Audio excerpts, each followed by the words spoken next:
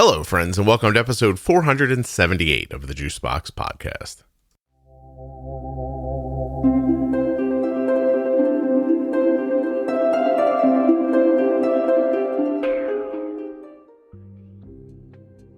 On today's episode, I'll be speaking with Jennifer. She's the mom of a child with type 1 diabetes living overseas. I guess overseas if you live here.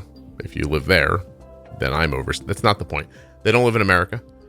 And the diagnosis story that she's going to share with us about her child is, in fact, the most harrowing that I've ever heard. And that's saying something. I think you're going to enjoy this episode. The conversation is terrific. She's terrific. Great conversation, but my goodness. Wait till you hear. While you're listening, please remember that nothing you hear on the Juicebox Podcast should be considered advice, medical or otherwise. Please always consult a physician before making any changes to your healthcare plan or becoming bold with insulin.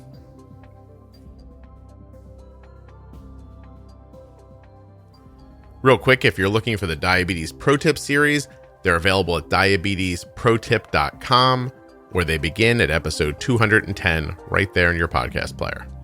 And if you're listening in a podcast player, please follow and subscribe.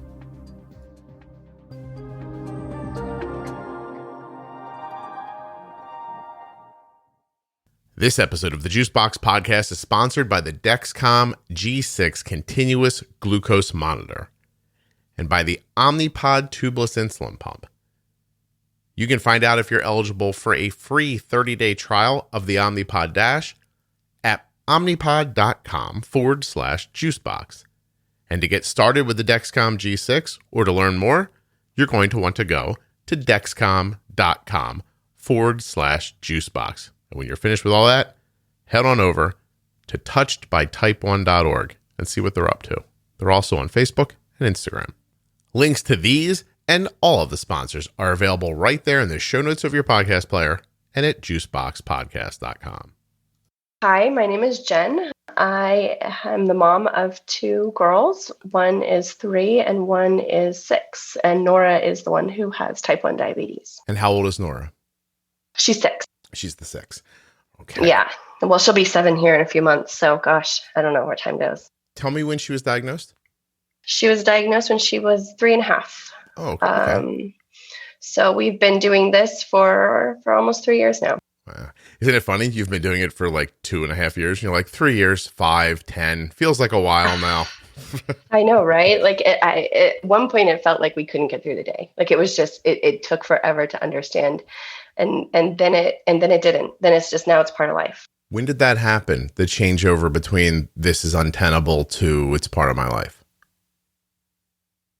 Probably when we got good at it. And like by good, I mean, we understood what was happening. So we didn't always like the results, but like we understood why it was happening, what was going on. Isn't that an interesting distinction? Yeah, it is. It's a big distinction because I don't freak out when she's high and I know why, or she's low and I know why. Whereas before it was, I don't know, I feel like there's a lot of common phrases like, well, you know, it's diabetes and what can you do?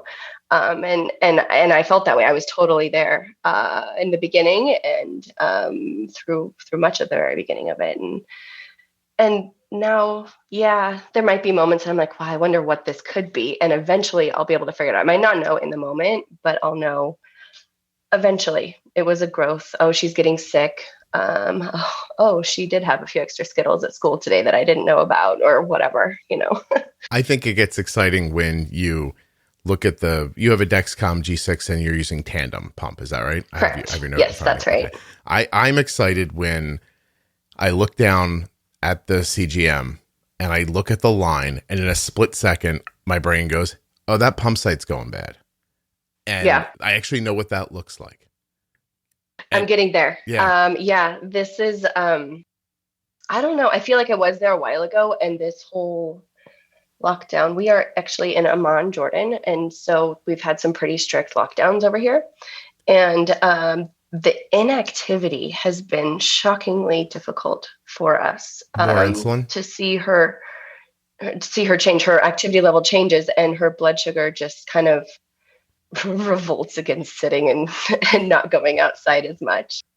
So she needs more insulin, I'm guessing, for the sedentary lifestyle? Yeah, she does, but she also then has a lot more weird lows. Like, so that the minute she does something, that's exciting. And at this point, even online learning is exciting.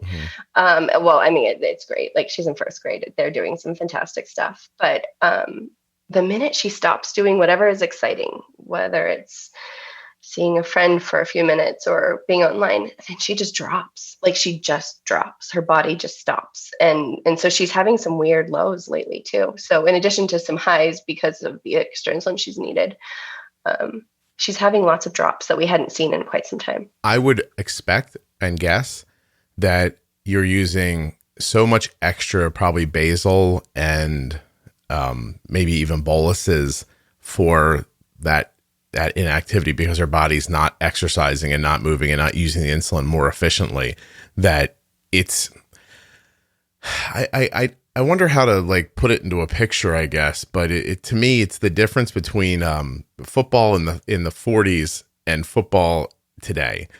Meaning if you look at offensive linemen, this is going to be a strange thing, but do you watch football at all, or have I lost you already? No, you got me. I'm here. Okay. So offensive linemen back in the day were just these big, doughy guys who stood up and were a wall of life, and they just kind of stood there and you couldn't get around them. And now everyone's such an athlete, right? Like they're carved down to like bone and muscle, and they do things now that are absolutely crazy. And I think of that sort of similarly, meaning that when you're very sedentary and kind of doughy and slow, you just need this ton of insulin to hold down your blood sugar. This just big, lazy, like flop, like a weighted blanket on top of you of insulin. But when you start moving, everything starts being more efficient. And now suddenly your body doesn't need all of that insulin that's in there. And then whoom, you slam down low. And I get that, except for I'm talking about, like, because we're able to go outside. We're not totally locked down except for one day a week here. We're physically able to go outside for most of the time. So we can go ride our bikes. We can go for walks. She has these dance videos on TV she likes to do to keep active inside. But I'm talking about when she's at school from 9 to 2:30 online with very little, like there are breaks and things, and it's first grade. So there's a little bit of activity, but not much. When the school day ends, or her activity ends. So like she's done with her work and she has maybe an hour break, she'll drop for that break. Wow. Stress, anxiety. Yeah. And that's what I think it is. That's what, like, I'm coming to the realization that this is, because we've only been doing 3 weeks of online learning, and I'm watching it, and we were lucky. We were doing well here for the longest time. So she was in school. Last year it closed down a little bit, and then she started school end of August, and she had been in school until a few weeks ago. Then I want to amend my answer slightly, meaning maybe it's not as much about the activity as is it about the whirl of life and like the stress and the anxiety of listening and paying attention and focusing, or just maybe doing something she's not completely comfortable with. So she's got more of maybe an adrenaline or an anxiety high that you're fighting with insulin. And then all of a sudden, when that goes away, that would make sense why it drops even more quickly, because just like adrenaline can go away in a split second. It's interesting. It is, but it's hard to predict when it's going to happen, because it's not something that I'm watching. I can't know if she's going to write her assignment in 20 minutes or an hour. Right. And so when she says she's done, I know it because I see her blood sugar at this point. I know you're done because I'm running around the house looking for juice. Yeah, exactly. No. We've actually have a diabetes drawer in her at home desk, which has Skittles right there. I'm like, go for it. You know what you need. I wonder if you don't choose a number of Skittles and try one day, as soon as school ends, she pops the Skittles in her mouth and see what happens. That's what I think we're going to go to. We've talked about maybe doing a snack a few minutes before school ends, like maybe 15, 20 minutes before school ends. She just has a little snack, and we'll see. Maybe that will be a good solution, because it's now regular enough that I know it's coming. I don't quite know how to place it yet, but we're going to try a few things to see if we can sort that out. I have an interview coming up this weekend that'll be out with a concert cellist. Her name's Alyssa Weilerstein. And she told me a story while we were talking about her husband getting surgery. and how her blood sugar just shot up the entire time he was in surgery and would not come down no matter how much insulin she gave herself until she knew he was okay.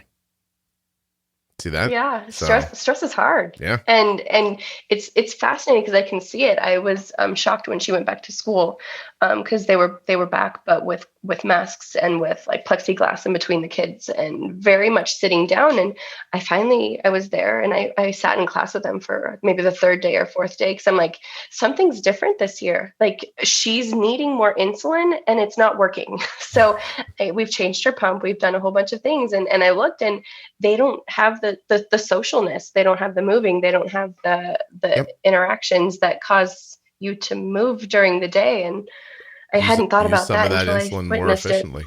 Yeah, no, it happens to, I think, everyone almost, and it's whether or not you see it or not, whether you can step back and see the causality. And it's cool that you did. It's just, and you'll figure it out. It really is. Yeah.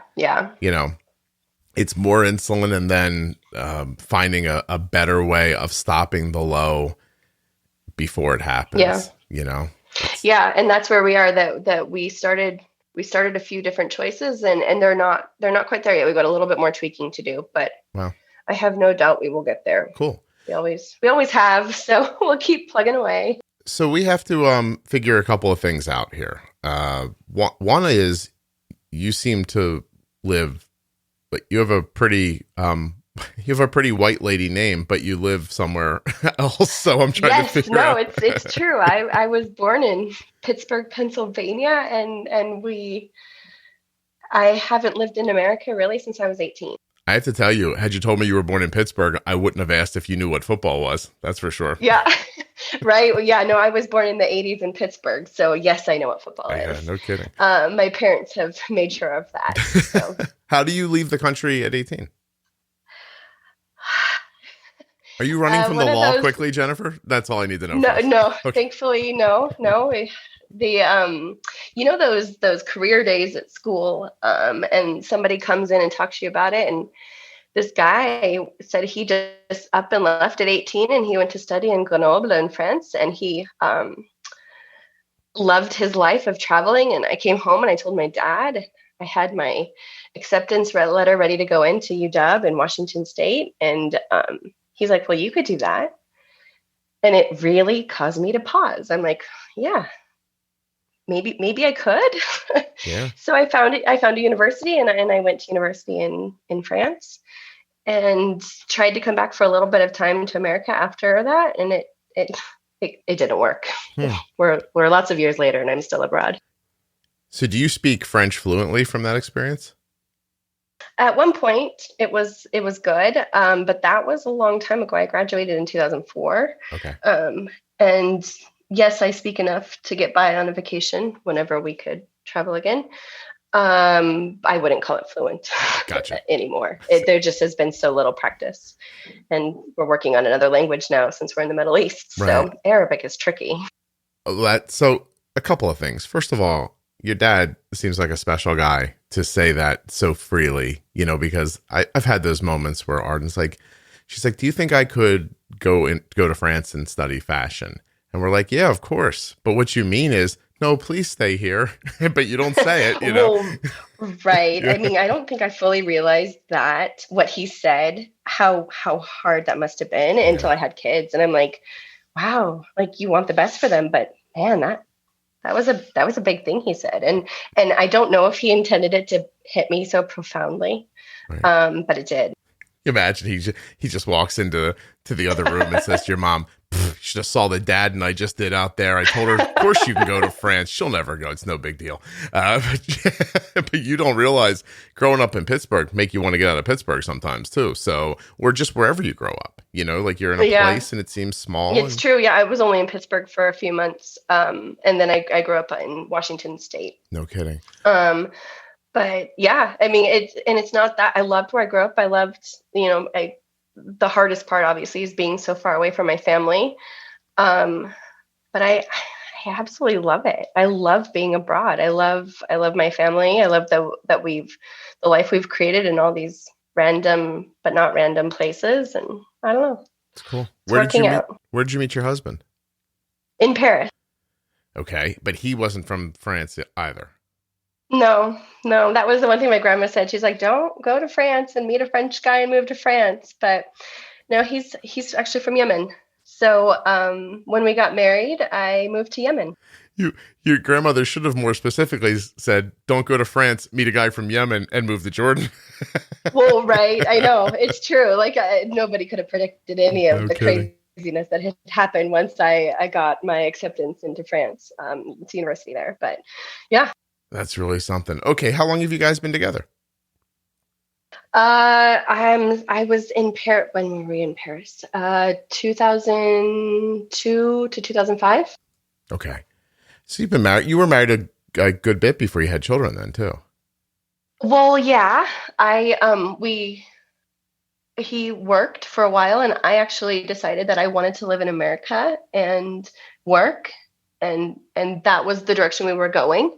So I went back to America and I got a job and I loved it and it was fantastic. And then decided to get my master's degree, and what better opportunity to go abroad than that. So I went to the University of Edinburgh in Scotland for my master's, and I haven't been back to America since, except for vacations. We decided to get married as soon as I graduated, and that's when I moved to Yemen. Wow. So, Jen, you have wanderlust. I do, don't I? No kidding. This lockdown without traveling is driving me bonkers. Well, that's what I was going to get to. Is that so? Are you in a spacious palace over there, so it's not so bad? I started having this thought yesterday.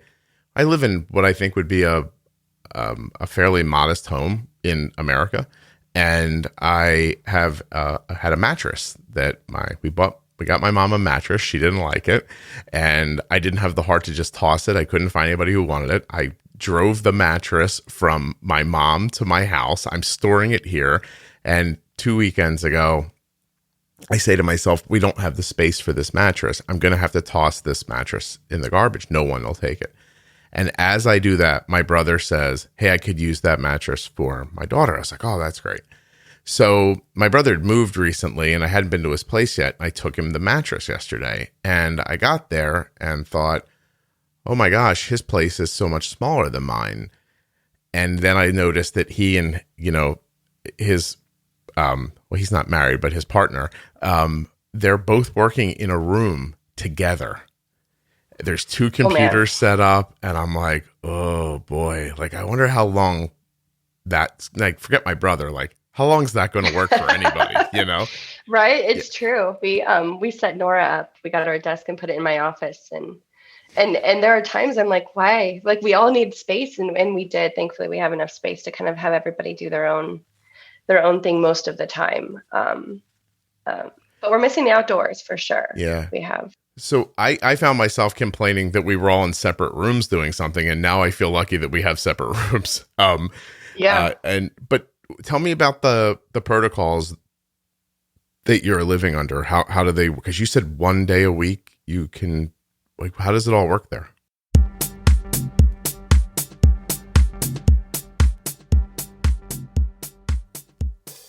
You know what you need? Peace of mind. You need comfort. You need a little respite. What can offer that to you? Well, in my opinion, the data that comes back from the Dexcom G6 continuous glucose monitor. Now, why is that?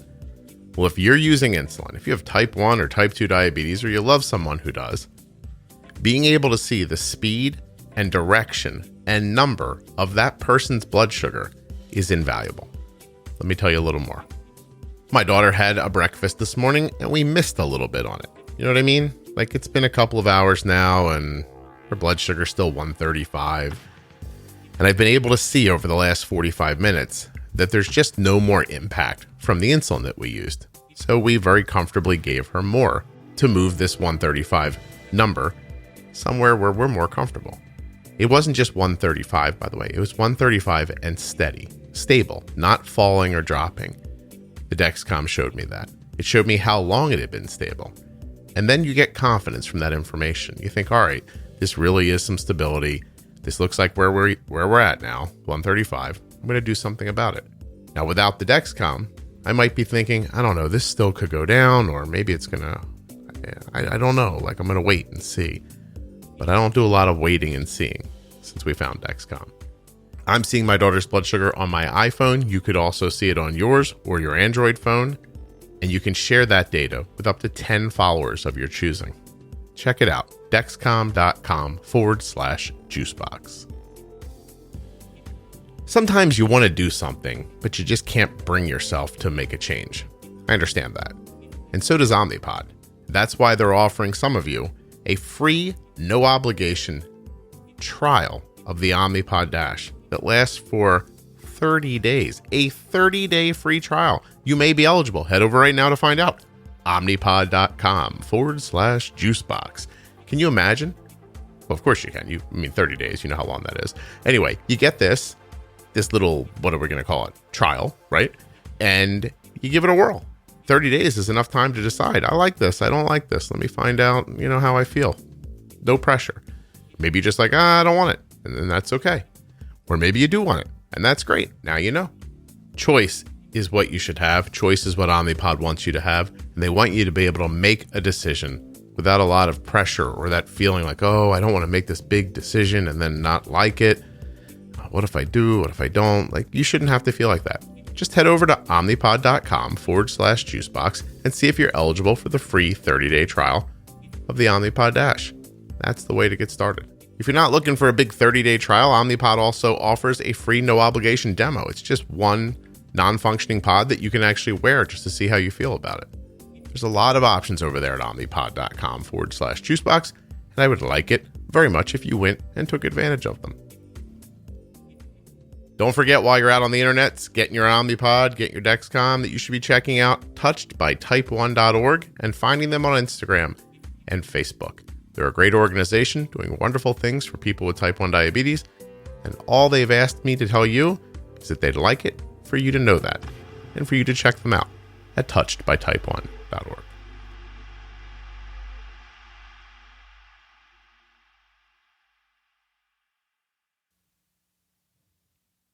They've put in some restrictions, and they started a while ago, and then they were lifted because we were doing great. People were concerned here when there were 20 cases a day, and it was nothing compared to the world and to what I saw with my family in America or even anywhere else. Mm-hmm. And so the restrictions all got lifted, and then as of not that long ago, the cases just started going up. So they've started to put some new restrictions in. So they closed down schools. For a while it was fourth grade and above, and then kindergarten through third grade, I think, and 12th grade were allowed to be on campus. And then and that went on for I think a few weeks, and then I want to say 2 weeks ago now or 3 weeks ago now, they shut down all of the schools. Nurseries are allowed to stay open, but schools are closed down. And then I think at that point is when they decided that Friday, our weekends here are Friday, Saturday. So Friday, there's a 24-hour curfew, essentially. Wow. So there's a curfew in the night, every night. I can't remember exactly what. I'm not a night person, so it doesn't matter for me. It doesn't matter to me. Yeah, it's either 11 or 12 o'clock at night. It's not like I'm going to go sit in a cafe right now anyways with everything else going on. But 11 or 12 at night to 6 a.m., there's a curfew. And then every Friday for 24 hours, there's a curfew. Wow. So that means you're not allowed to leave your property. Gotcha. Wow. And we have an apartment. So you're not leaving an apartment. We're not we're just, we can go run around in the garage and do some bubbles on the roof, but we're not going to go for a walk. We're not going to do anything else like that. Is it working? Are numbers going the other way? For a while it was, and now things are going a little. We're about 25, between 2,000 and 2,500 cases a day, I think, and 30-ish deaths, which I get is still good compared to a lot of different countries. But for the majority of the time, it was a bad day if there were 50 cases and no deaths. Right, and now there are thousands. Yeah. So there's been a significant change, and I know that they're doing what they can to try to sort it all out, while not completely destroying the economy. And I applaud them for that, for all the governments, honestly, because there's just so much balance that has to be happening right now with everybody wanting different things. So were both your daughters born in Jordan? No. So Nora was born when we were living in Yemen, but we didn't have her in Yemen. We went back to America for that. And then Dahlia, the 3-year-old, was born here. What are their first languages? English. Okay. English. So you guys. But they're learning Arabic. No, my husband, if you were to have him like just talk right now to you, you would not guess that he had an accent from a country. Okay. I mean, he can put it on obviously, and he will sound like he has an accent if he tries, but I wouldn't have assumed that he grew up outside of America if I hadn't asked him. So you guys are learning the language because you feel like you're going to stay and that they're going to grow up there. Yeah. Well, and it's their family too. Like it's half of them who they are is an Arabic speaking people. Sure. So they need, and that's how they would communicate. I mean, obviously his family is fantastic and they all know English. So they talk far too much English to us to learn our Arabic very well. But it's lovely because then the girls aren't isolated because of a language. So they're learning. No, we're all perfect. learning. How is it? How does the healthcare system work there? What's the process? It's pretty great. Well, if you're comparing it to America, it's fantastic. We're lucky to be here. Coming from Yemen, we have access to things, which is so important, especially for Nora now. We don't have to worry about getting the technology or whatever else. So insulin here equates to about $25 a vial. You don't need insurance. You don't need a prescription. You just go in and say what you need. I need Nova Rapid. And they give you, how many do you need? Do you want some ice with that? It's literally like that simple. It takes me back, like it's a huge culture shock going to America when we're there for the summer or for a holiday or whatever. And they're like, well, your prescription hasn't been renewed yet, or you have to call this. And I'm like, oh yeah, I forgot. Like you have to prove that you still have diabetes. Like it's not going away. Like why do you have to keep proving it? But I get that there's a whole bunch of other things why you have to do that. But things are available here. Obviously you can have test strips. You can have like good meters. There's Dexcom, Medtronic are both here. Obviously that we're on a tandem and we have chosen to do that because we love the fact that you can just upgrade with an online update. Yeah. So that you don't have to be anywhere particularly in the world. You just have to have the prescription from the doctor. So Nora does have 2 endocrinologists. She has the one here that we see when we're here, who is fantastic, pretty hands off, but there when we need her in a pinch, there when we have any questions, and then a doctor in America that we see once a year, and we get our prescriptions so that we can maintain the technology that we like. Gotcha. Because while there is Dexcom here, they're on G4 and G5 actually. Although I think they just said that they're phasing out the G4 finally. And Medtronic is also one generation behind. I think they've got the 640. It's even different from what it's 640 or 630. I know there's a little bit different because it's the European version. Wow, that's interesting that you can kind of balance those two worlds and end up getting what you need out of it. Yeah, but like I gotta tell you, like I have a phone with an American SIM card that's on all the time, in addition to my Jordanian SIM card, and I get random calls at the middle of the night. Excuse me, it's time for you to reorder this, and I'm like, oh yeah, I forgot. This is the night. I need to be up and do my American insurance or ordering or whatever it is, and so. Yeah, I mean, we're doing this because it's the best care for Nora, and we're lucky to be able to do that and to have the ability to maneuver between the two worlds. Yeah. But does healthcare, it's a lot of work. Does healthcare funnel through employment there, or does everyone have it and there's a certain amount you pay? How does that part work? There would be healthcare for everybody here if you were Jordanian. But because we are not, we have private insurance.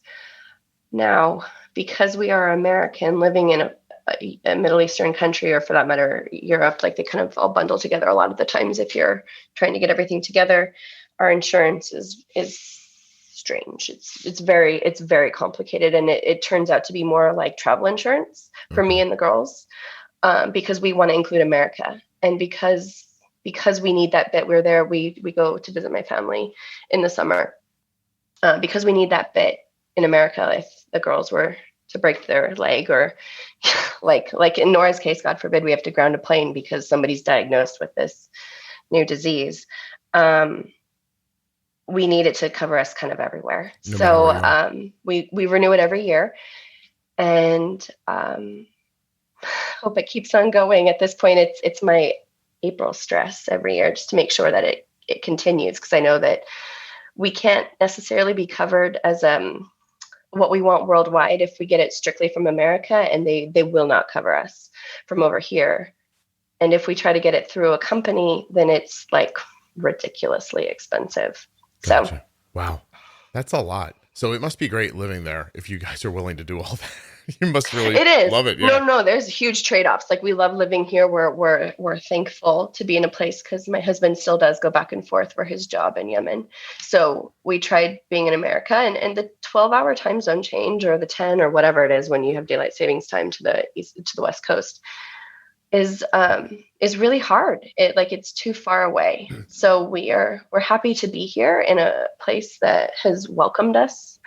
And it's I can't speak highly enough about Jordan. That's amazing. So you basically can't live in America for one of the reasons, because your husband can't work then because the time shift is too different.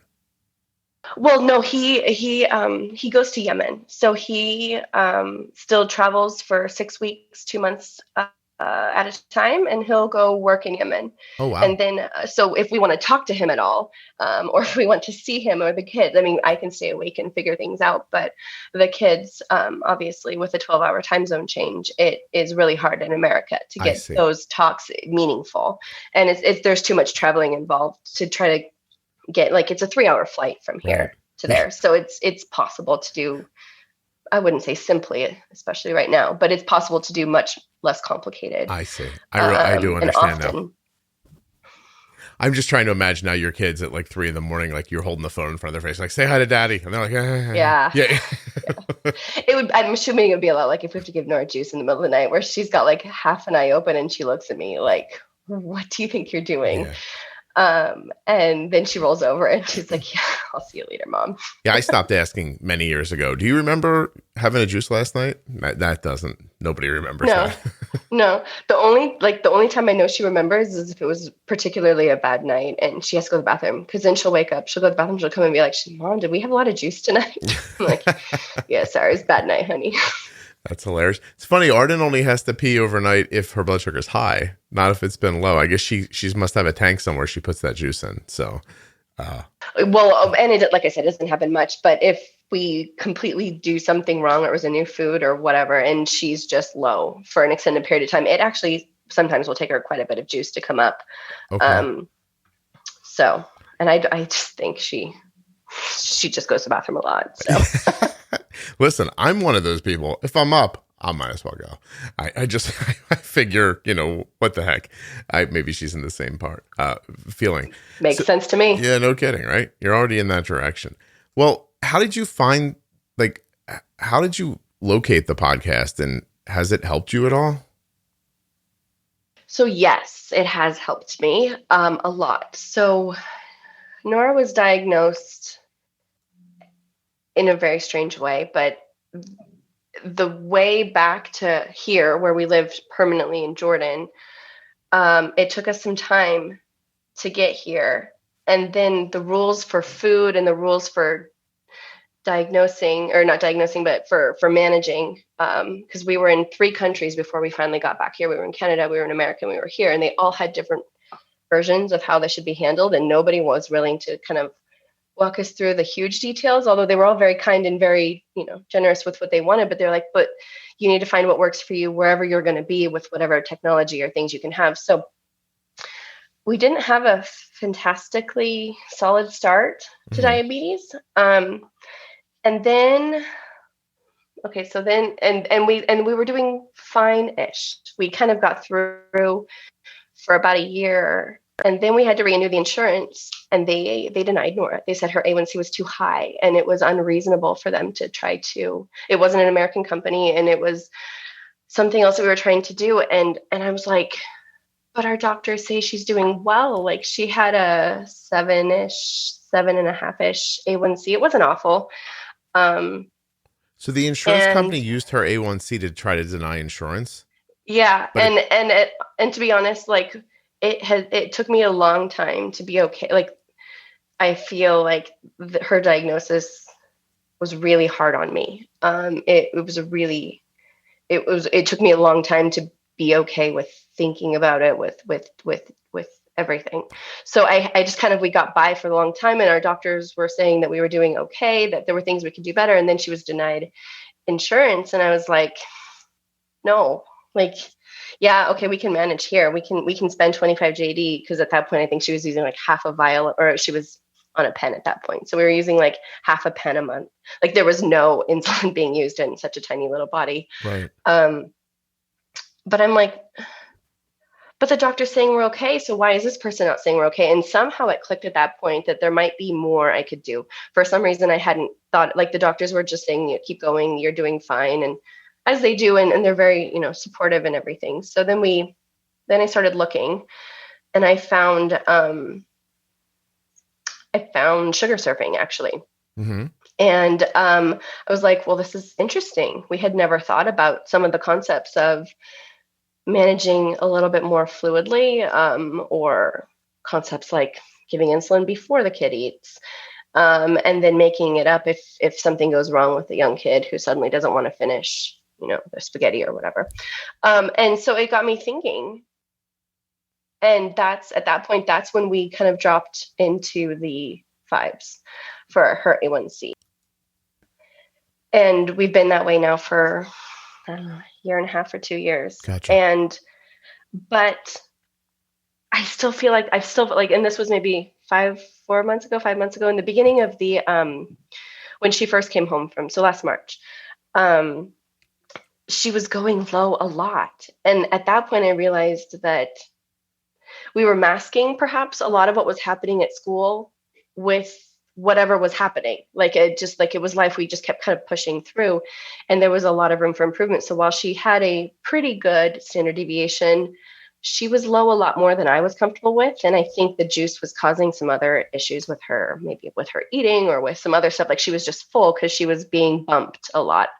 And so then I started looking, I'm like, okay, so there's got to be maybe some more information out there that I'm missing. And that's when I found the podcast and started trying to figure out what we can do to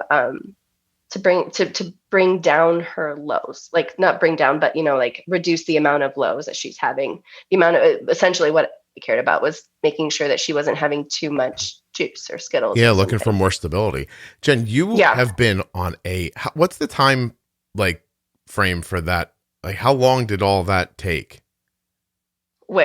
Everything you just said, is it a year of your life to get from A to B? Was it 2 years? How long did that Nora was diagnosed 5 weeks after Dahlia was born. Okay. Hold on. Slow down. There we go. So 5 weeks after your second daughter's born, your first daughter's diagnosed, because you said it was hard on you and it sounds like you were struggling. Can we talk about that for a minute? Like the struggle you had? Sure. Yeah. Cool. So we come every summer. We ever since we moved abroad, that was kind of our deal, that we would still spend the summers with my family because, we miss them. And that gives us a good chunk of time to be in America. And I can go visit my grandma or my sister, whoever. So we were on our way to America, with a 5-week-old baby. And here, let me rewind a minute, because we did go to a doctor here. We did notice that Nora was acting strange. Like she was drinking a little bit more. She had an accident here or there, despite being potty trained. And the doctor here said she was fine, that she was jealous of the new baby. And so we're like, well, oh my God, I'm tired. She's a doctor. She's certified in America. She must know what she's talking about. And we'll get through this and we'll go do our annual checkup in America with the doctor there. And so Omar put us on a plane, and I was by myself with the 2 girls. And Nora went into DKA somewhere between London and Phoenix over a huge body of water. Oh my God. And we knew she wasn't feeling fantastic, but I just figured it was maybe nerves, or I don't know. Sure. No, there was a lot going on. And so we were like, no, let's just push through. On the other end is Grandma, Grandpa. We'll just take a nap on the airplane and watch some cool movies. And she's like, yeah, sure, Mom. And then I don't know, 2 or 3 hours after, this is a 10-hour flight, after takeoff, she just stopped responding, kind of. She just kind of, it didn't look okay. And she threw up a couple times on the airplane, and we were lucky. Actually, the head of Phoenix Children's Hospital was on the airplane with us, and he came over and he checked her, and nobody was telling me actually what was going on, but they're like, so I think it might be time for us to land the plane early. And the first place we can land the plane is in Canada, and I think it's about 2 hours away. We're too far to go back, and we're not there yet. So hold tight, and we're going to get as fast as we can to Canada, to the first place we can land. And so we did. We landed in Canada, and I don't even remember the name of the city anymore. Like there were several things that I blocked out, because literally it was like me and my two girls on this airplane ready to go to Phoenix. And like we were in our t-shirts, and it's 100 degrees in Phoenix. And they're like, okay, so we have a couple things we need to tell you. First of all, it's literally freezing outside, and you guys are in t-shirts.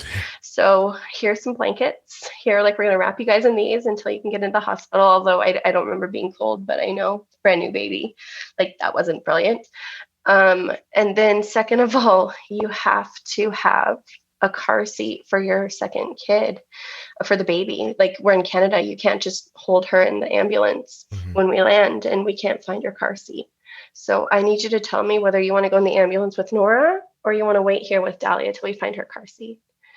And I was like, wow, like, that's what that movie's about, you know?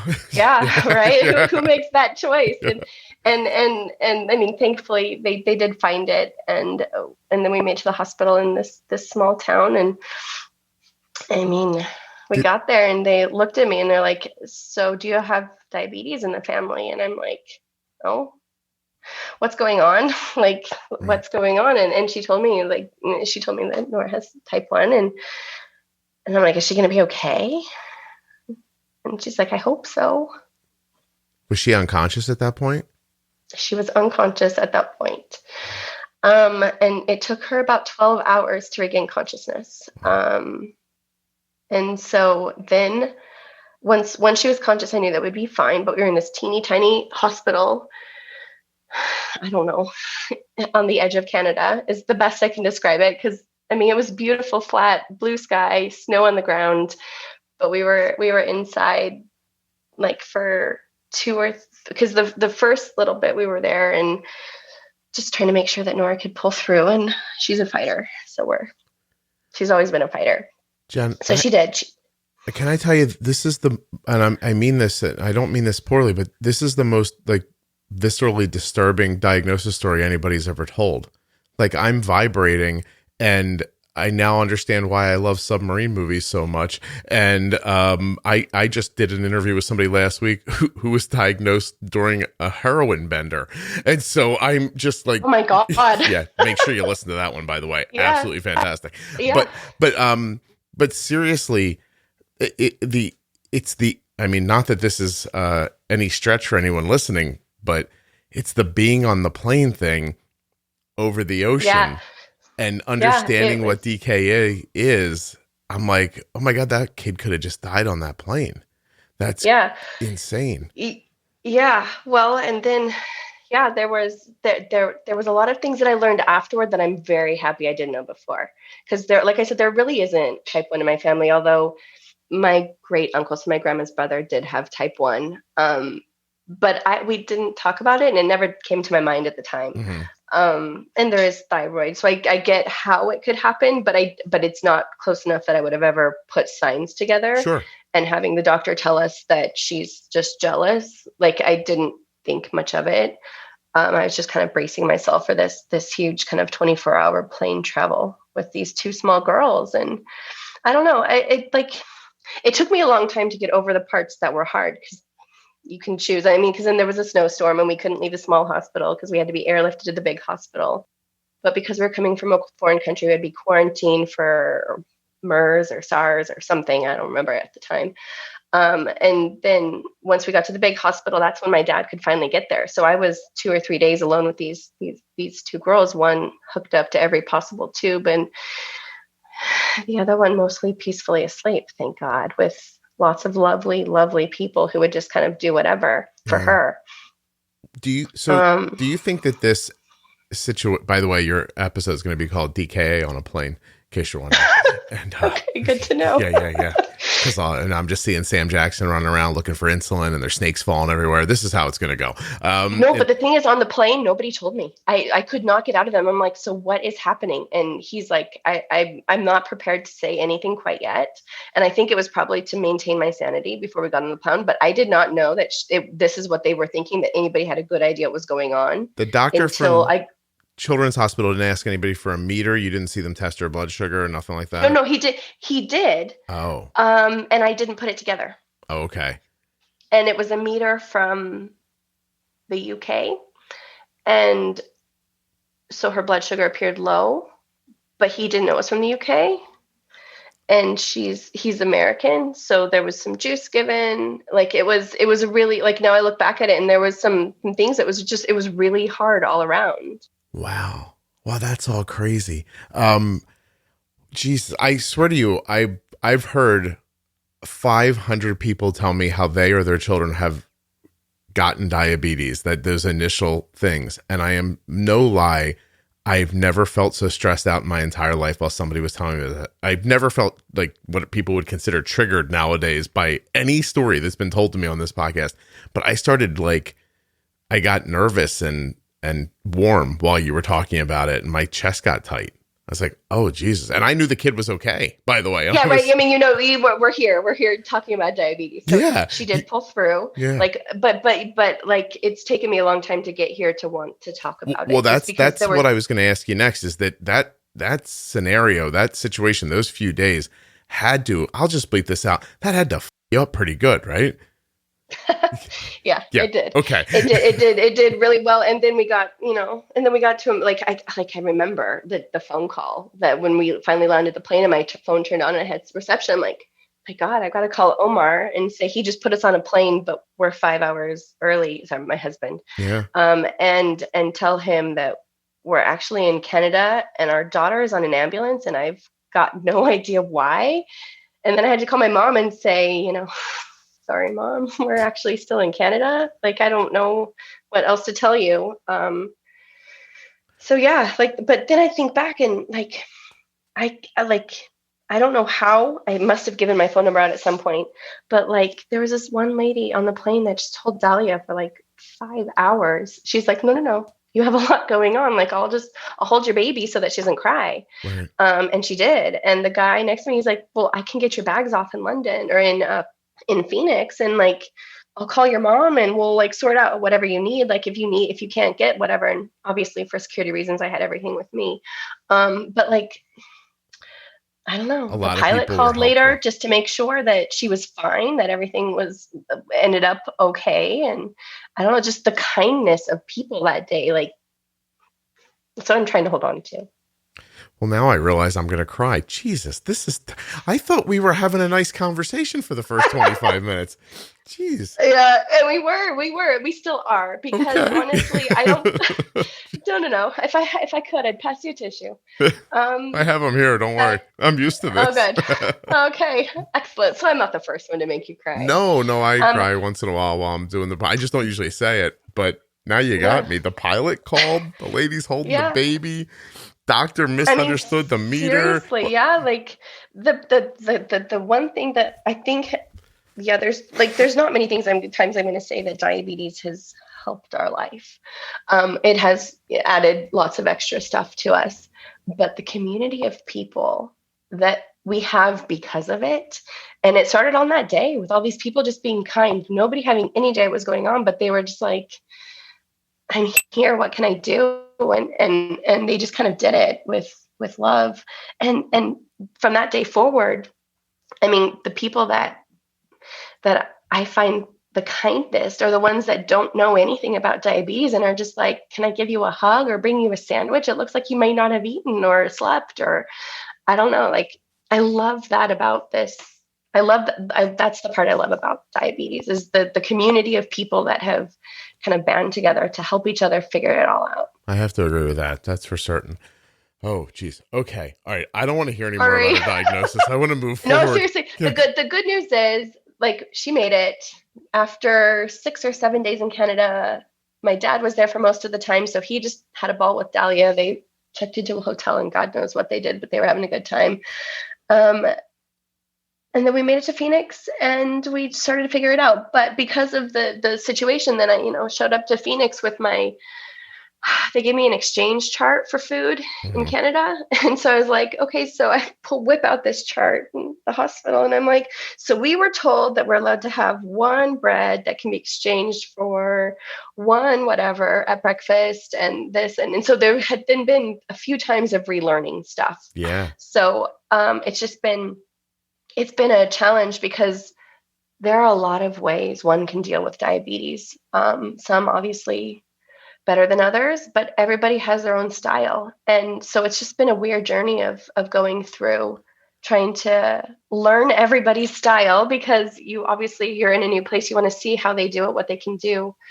And then trying to make it work for you. And so thankfully there's a lot of information out there. Well, I think that one of the things that your episode is going to really, I hope, drill into people's heads, and it's thanks to your wanderlust, by the way, is that seriously, because you've been in so many different places, and that actually happened during your daughter's diagnosis, is that wherever you are right now, someone's telling you this is how you do it, and that's not necessarily true. There are a lot of ways people do it.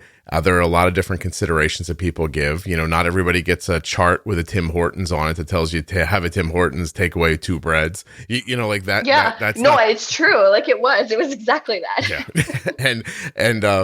and not everybody. I mean, you have to understand that when I started this podcast, I knew what pre-bolusing was. I did it for years upon years. And so I still get notes to this day from new people who are just, their minds are boggled by the idea of using the insulin in a timed fashion. It took us a year or so to even come to that.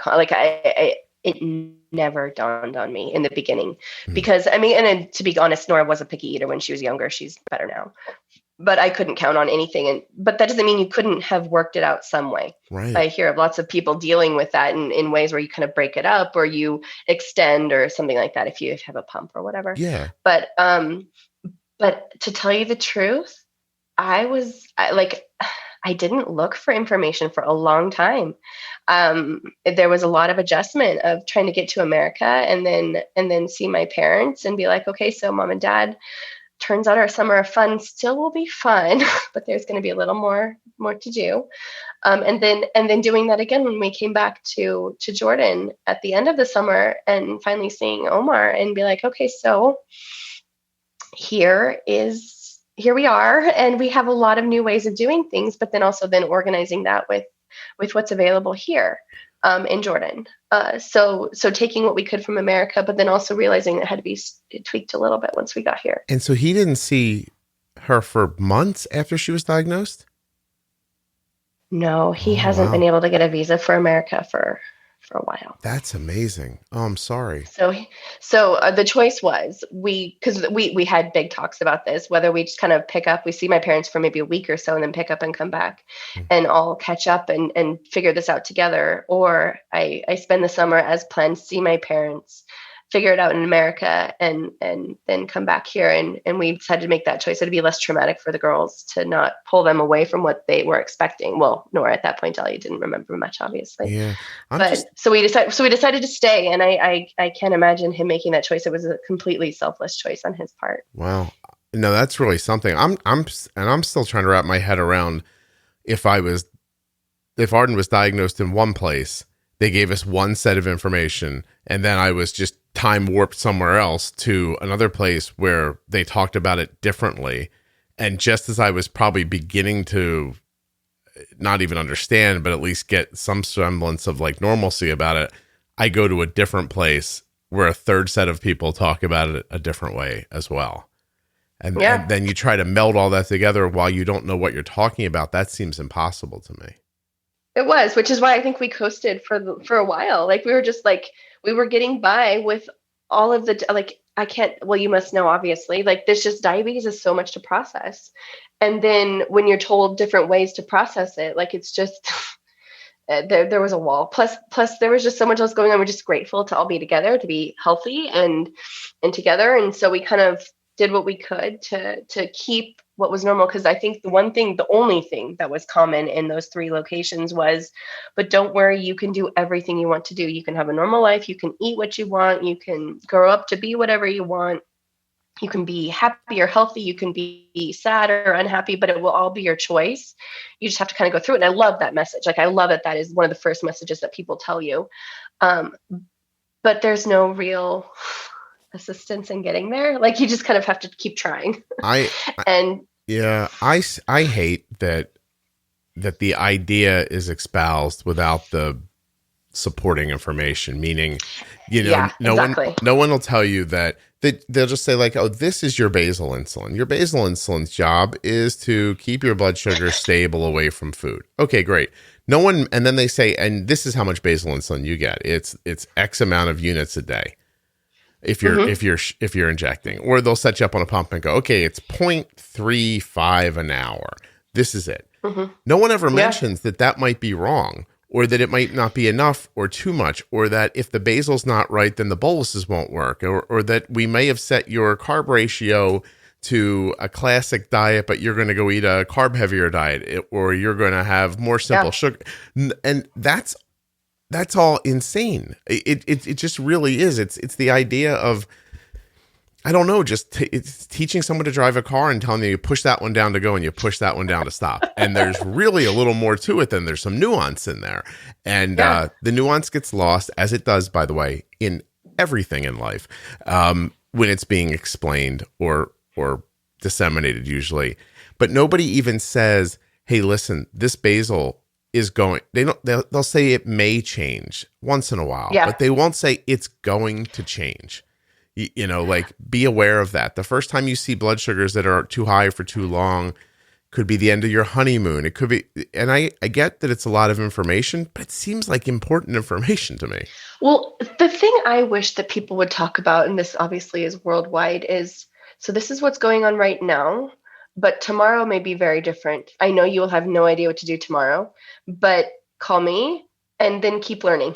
Here's some resources. Like, it doesn't even matter. Like, if you want to start with like an old fashioned book or a fold out of like, carb exchanges. I don't care whatever information you want to give them.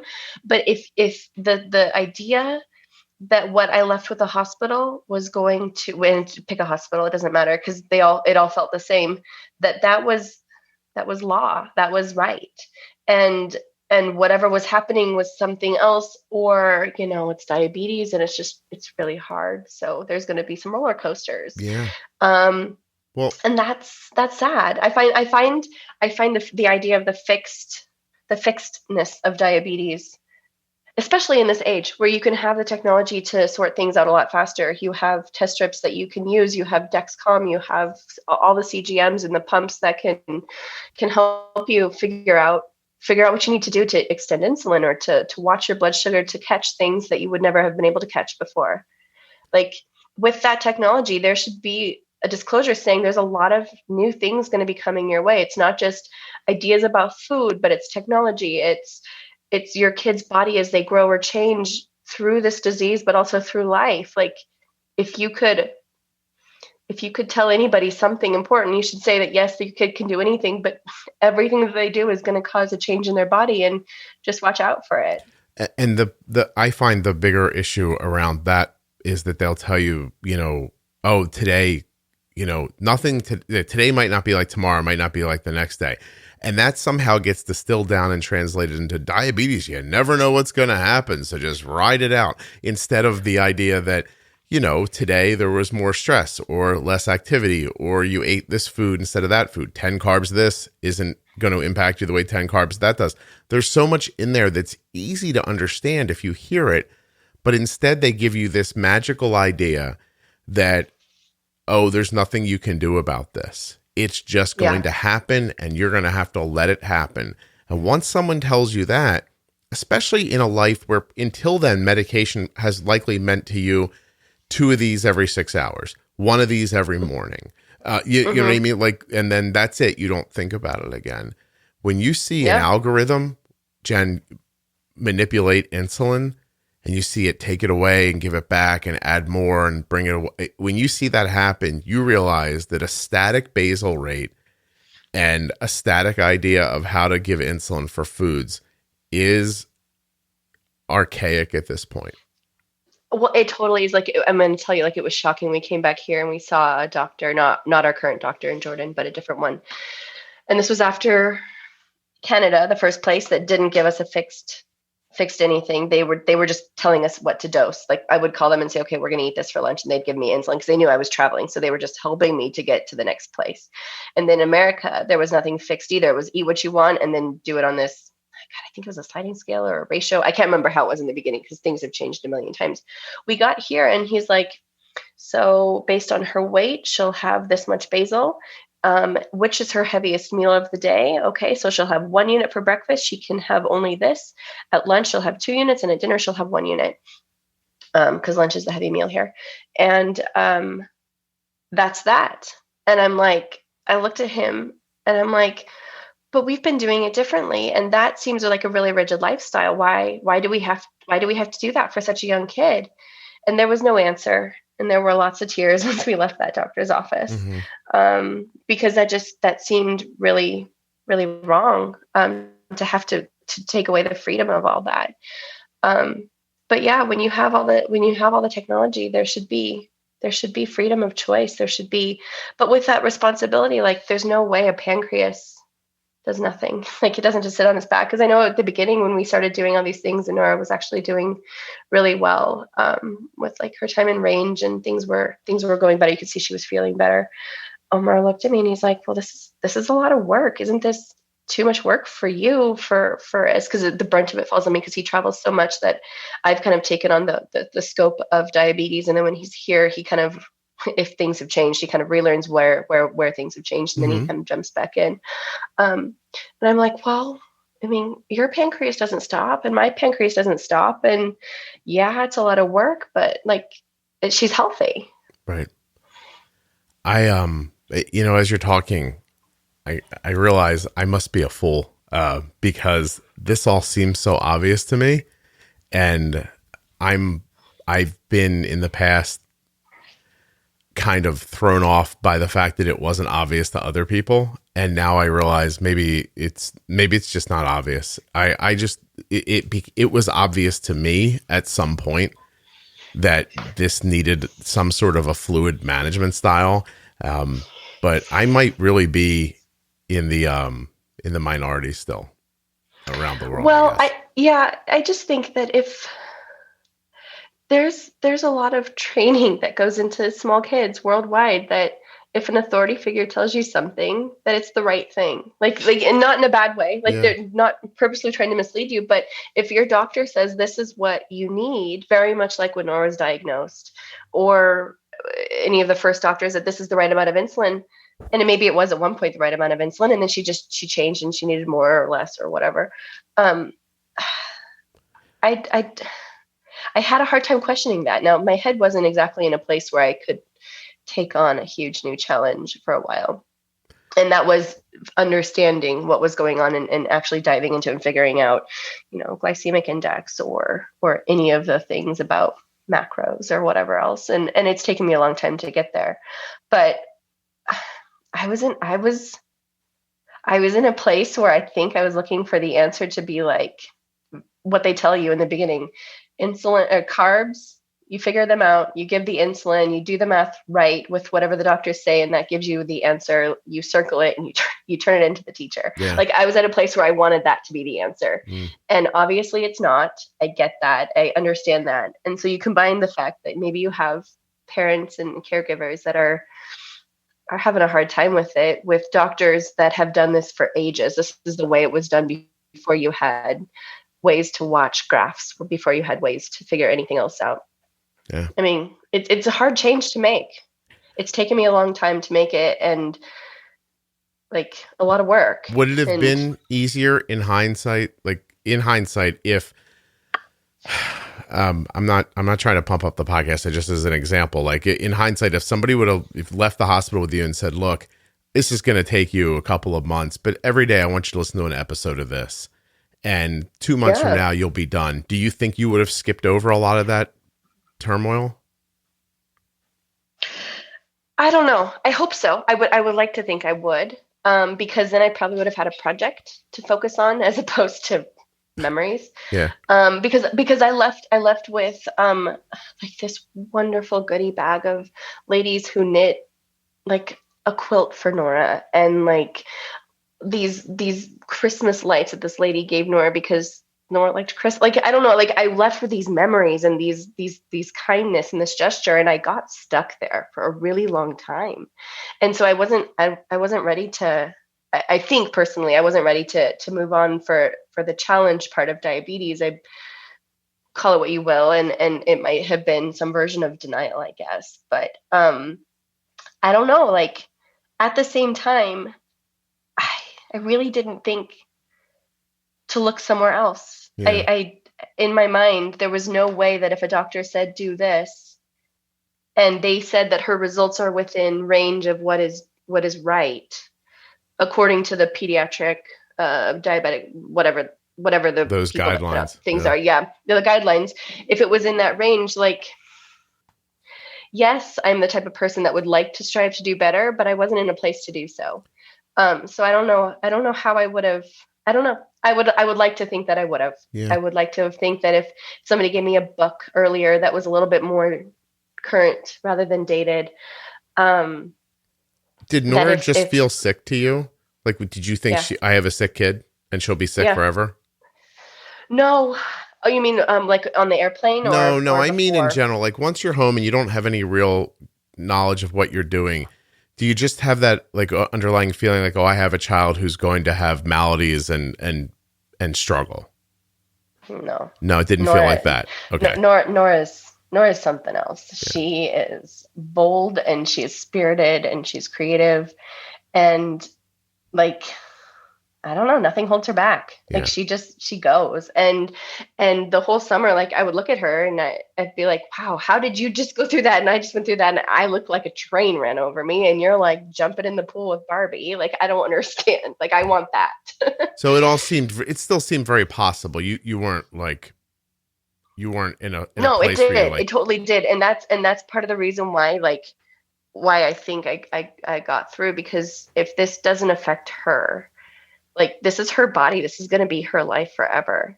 I shouldn't project the way I feel about my experience of that same event onto you so that you have taken on my experience. Because if you don't have that experience, I don't want you to have it. I wouldn't want anybody to have that. But especially her. You're a smart lady, Jen. You were able to figure through all that while you were still like, somebody felt like you scrambled your brain, I would imagine. Well, like I said, the only thing I want out of all of this is her to do whatever she wants in life. Yeah. Like, I don't care what it is. Like, if she decides that she wants to move to Paris and paint the Eiffel Tower every day, and that makes her happy and she's able to do it, by all means. Right. If she wants to become a doctor and, solve all the world's problems, also fine with me. Like, but I don't want to be the reason for stopping her. And at that point in time, it felt like my emotions about all of this could easily have been turned into hers. Right. Well, yeah, I do think it's important not to project, because you're having a completely different experience than your kid. Well, like for the longest time, she had one of those, those baby pouches with the blueberries and the apples or whatever. And the last thing I think she remembers on the airplane was throwing that up. And there was blueberry pouch all over the towel, the blanket that they gave her. Mm-hmm. And it was nasty. And for the longest time, if anybody asked her, yes, I have type 1 diabetes, a blueberry pouch gave it to me. I mean, she was 3.5. Like, she was trying her best to figure it out. But it took me a very long time to convince her that she did not get diabetes from eating this particular pouch on this plane ride. Oh, yeah. That's cute and understandable, by the way. I for a very long time thought KFC made my appendix explode. Oh. I didn't really, but it was like I was driving home one day, trying to rush home for the kids. Middle of the day, I was out doing something. You know how us moms are. We're running around all day doing stuff. So I'm out doing something. I'm driving home, trying to be on time for the kids to get home from school. I'm viciously hungry. I whip through a drive-through and I grab just chicken, like little chicken pieces, and I'm throwing them in as I'm driving. And then 4 or 5 hours later, I'm calling an ambulance, and I couldn't. I mean, not that I am a KFC person to begin with, but if you get me anywhere near it, I'm like, oh, no. That made one of my body parts explode. And I have like a very visceral reaction to it. I'm assuming that's exactly the same as she felt. No, I think we moved on from that because Delia had a pouch the other day and Nora asked for one. So, and with no comment about blueberries gave me diabetes. It's going to give you diabetes or something. Yeah, exactly. So I think we moved on, but like, yeah, it was a long time before she understood that it wasn't that. Yeah. Jen, is there anything that we haven't talked about that you wanted to? Because this was very emotional. I need to get away from you. I get it. It's a lot. Like I said, it's taken me a long time to get here. No, that was. You feel better now. Things are smooth. You understand what you're doing, and that and more or less. Yeah, we have our moments, but yeah, we know what we're doing, and we know it's going to change, and we're okay. We're together. Yeah. We're happy. That's what matters more than almost anything else. Well, you said something in the very beginning that I find to be pivotal, which is, you trust that what you know is going to happen. And then those things that you expect to happen begin to be your outcomes. And then you feel like, ooh, I did that on purpose. This is good. I made a decision about insulin, and what I thought was going to happen. That's good. Now, if it later doesn't happen that way, you can at least say to yourself, well, I know this wasn't me. So what are the other influences here that it could have been? It opens up your abilities to diagnose on the go, I think. It sounds like you're at that. Yeah, we are. We're doing well. We're in the process of, she's so proud. She's trying to do it herself. So she's got a watch now, and she's getting text messages from me or from Omar, and she'll give herself insulin, and she'll give herself juice or Skittles or whatever she needs at the moment, or check her finger. And so she's in the process of trying to figure out how many carbs are in things. So we had, I think it was like quesadillas or something the other day. And she looked at me and she's like, looking at the plate, so Mom, this looks like 400 carbs. And I'm like, okay, now we have our next project to work on. So now we're trying to transfer the information from me to her, because Lord knows there's not 400 carbs in quesadilla. As long as her pump has that little that safety thing where it can't give her too much insulin. Oh God, it does. But I see her trying. So there have been a few, missed boluses and a few missed things because she's trying to figure out how to do it, and she wants to. The minute she doesn't want to, we'll pull back. But she's at home, and I think this is kind of a fun challenge for her to get out. So she's got her calculator now, and she's trying to. I'll give her the carb counts in certain things, and she'll kind of add them together and put that in there and then check it with me. So it's been it's a fun new phase. It's going to be challenging, I know, but cool. The way I did it with Arden is, and I still do it, is we put a plate out or whatever she's having, and I'll be like, how many carbs do you think that is? And then I have my guess, and then she guesses, and I tell her what I thought, and then we usually go with what she said just to see what'll happen. And, unless she's way off, and I'll be like, no, I think it's more. Or I don't think we're going with 400 carbs. No. You know what, Arden? Not 400. But that's a good idea. I like that. It's a very simple way over time. Like, it's not going to pay. This is not a process that will pay you back in 3 days, but it'll pay you back over years. When diabetes eventually does not pay back quickly. Yeah, right. Exactly. Eventually you just see the plate and you're like, that's 70, done. And let's go. Arden had she has her period right now. And so she's had like a really carb heavy day yesterday. Like, we used a lot of insulin yesterday, and she was good. She did a good job of understanding how much she was eating. And at this point too, in my mind, it's a blend of how many carbs are actually there, and how much insulin it's actually going to take. Like, I don't really care about the carb count as much as I care about, like, that looks like. Arden had a bolus yesterday that was 16 units. So, yeah. Yeah, we're not there yet. Yeah, That wait would be till the that 400 carbs for Nora. That'll freak you out when that happens the first time.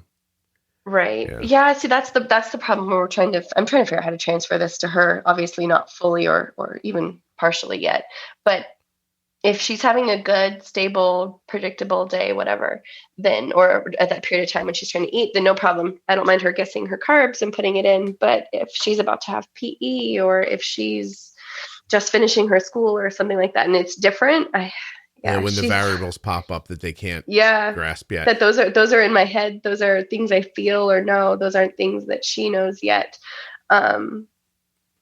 Well, listen, I think you're using one of the most important diabetes parenting tools that exists that people don't think about all the time, and it's texting.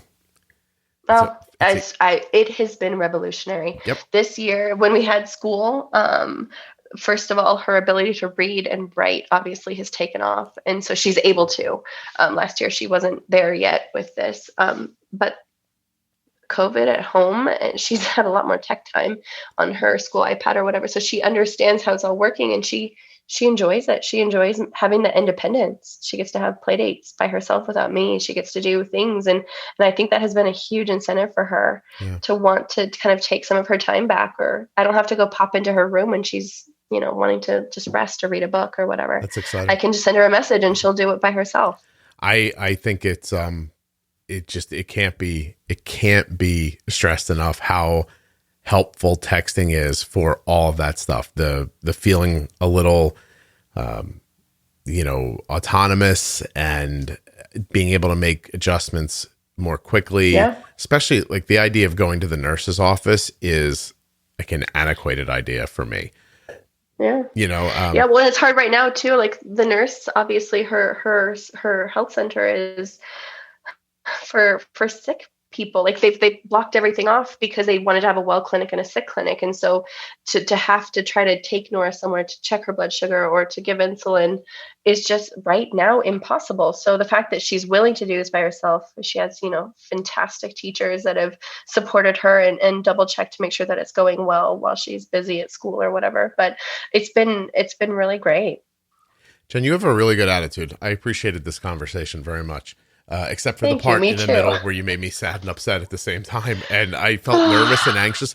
And by the way, gained a completely new appreciation for action stars, because you certainly were not Bruce Willis in that moment on the plane. You were just like, and I would have been too, just so you know. I'm just saying that I think those movies aren't real, Jen.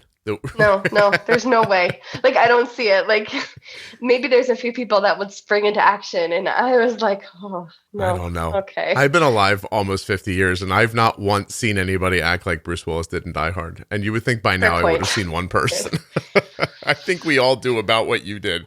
We're like, somebody hold my baby. You're a stranger. Here, take it. And no, the thing is, I didn't. The baby was asleep in the little bed that they have, on the airplane. She offered when she woke up. She came to me and she's like, I'm a mom. I have 5 kids or 4 kids or something, and you look like you need some time with your other kids. So can I just please take her for you? Like, it was the kindest thing. Wow, a nice sexually liberal woman helped you with your baby. 5 kids. Yeah. Yeah. No, it was her and her husband. It was their vacation. They were going home. I don't know this. I remember the weirdest things about this trip because I literally, I do not know the name of the city we landed in. But this lady, like, I know her life story. She told me once. She called me a few times afterwards. Like, kindness, absolute kindness. That's lovely. Very nice. All right. See, there's goodness in the world, everybody. All you have to do is go into DKA over a body of water in an airplane to find it. If you can't find it there, then you're really not going to find it anywhere.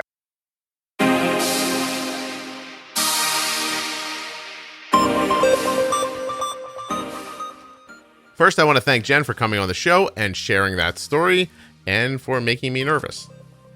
I want to also thank the Dexcom G6 continuous glucose monitor, which you can learn more about at dexcom.com/juicebox. And of course, Omnipod and that free 30-day trial of the Omnipod Dash that you might be eligible for. Head over to omnipod.com/juicebox. Last, of course, but never least, touchedbytype1.org. There are links in the show notes of the podcast player that you're listening to right now, or at juiceboxpodcast.com.